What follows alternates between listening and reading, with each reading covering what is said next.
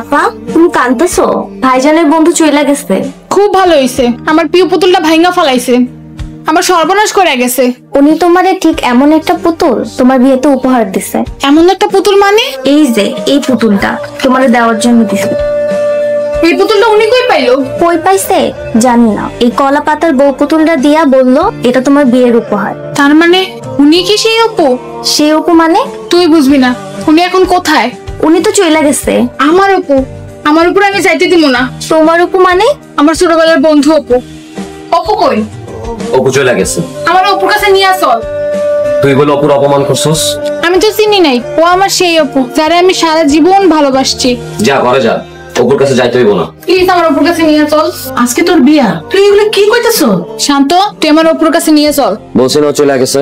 এত বছর পর দেখা, অপু যাইতে পারে না। বাড়ি ভরা মেহমান, তুই পাগলামি করিস না মা। অনুরে আটকা, ও কই যেতেছে? অনু, অপু দাঁড়াও।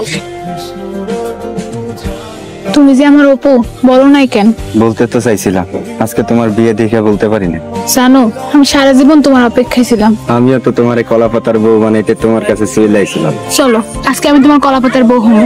কিন্তু আজকে তো তোমার বিয়া। আমি চলে আসছি, আমি তোমারে বিয়ে করবো। তোমার বাড়ির লোকজন যে যাই বলুক, আমি তোমার লগে চলে যাবো। এই যে তোমার হাত ধরছি, এই হাত আমি সারা জীবনও ছাড়বো না। অপু দাঁড়া। শান্ত, তুই না আমার ভালো বন্ধু, আমার অপুর সাথে যাইতে দে। যা অপু, ওরে নিয়ে চলে যা। কিন্তু ওর বাড়ির লোকজন? যাওয়ার তাই হইব, তুই অনু নিয়ে চলে যা। আরে খারাপ আছো কেন, চলো।